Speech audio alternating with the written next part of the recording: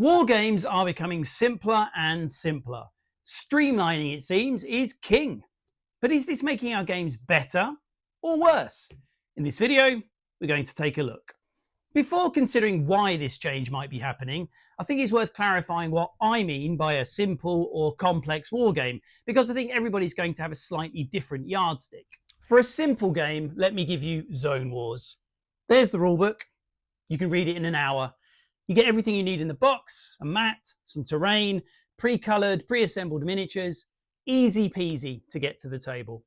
For a complex game, let me give you Dystopian Wars. Here's the rulebook.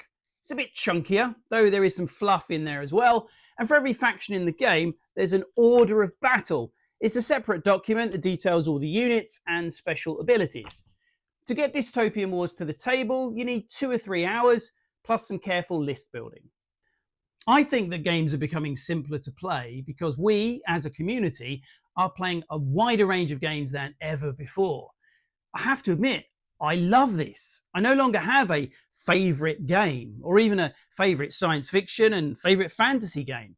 It's my favourite near future skirmish game, for now.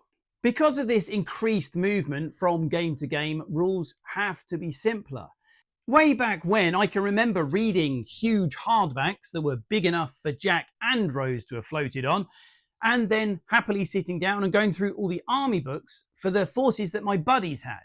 Would I do that now? Maybe, but it would have to be a really good game.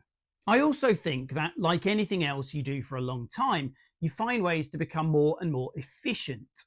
Now, I'm not going to get into an argument about when wargaming started, but I think it's fair to say that the 21st century has seen an explosion in the hobby. There are new games and new editions of games everywhere.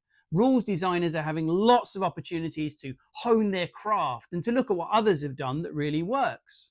Finally, I think that more and more companies are trying to appeal to a wider and wider audience and draw new people into the hobby. There are more and more licensed games, and these allow a miniatures company to scoop up fans of that IP as well as existing wargamers. But there's no point getting your game into the local toy shop or comic store if you then present players with an impenetrable rulebook. So if streamlining is happening, should we be pleased about this or worried?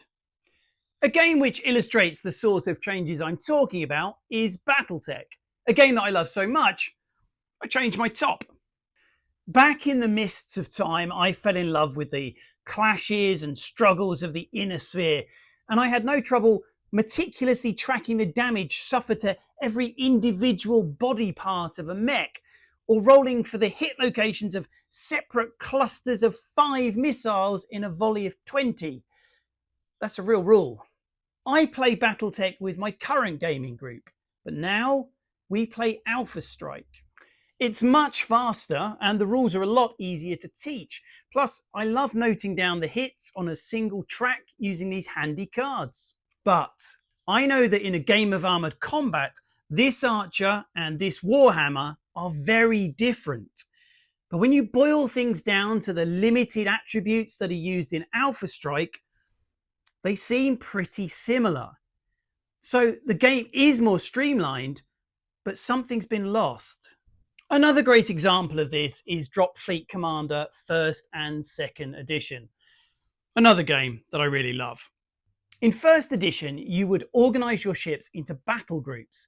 And before the start of each turn, you would organise your battle groups into the order in which they would activate. It was extremely strategic. You also had different assets that could be landed on the cities, both armour and troops. In 2nd edition, activations are chosen as you go through the round, and the assets that you drop onto cities are far more streamlined. My games of 1st edition Drop Fleet tended to average about 5 hours. That was 5 hours of playtime, not setup and teardown. Now, every game felt absolutely epic, but 5 hours, it didn't get to the table very often. With 2nd edition, it's 2 to 3 hours, and I've already played it more in the last few months than I did 1st edition over the course of a year. And it's still great fun.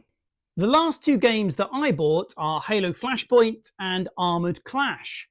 This one is a lot simpler than this one, but they're both great games and I want to play them both. I think that we are going to continue to see games of varying complexity, but more that are simple and streamlined. I don't think that this means that these games aren't going to be strategic and require you to use the old grey matter, because there are so many brilliant designers working in the industry. I think that it will be really interesting to see whether gamers who come into the hobby playing these simpler games, perhaps tied to an IP, then go on to play more involved, more complicated war games. I think that ultimately it will be up to us as a community, new and veteran players alike, to decide how the industry develops, because manufacturers will make the sorts of games that we are buying. Let me know what you think. Is the hobby better off for a wide range of streamlined, easy to play games, or do you think that we're starting to miss out because we're losing all that crunch?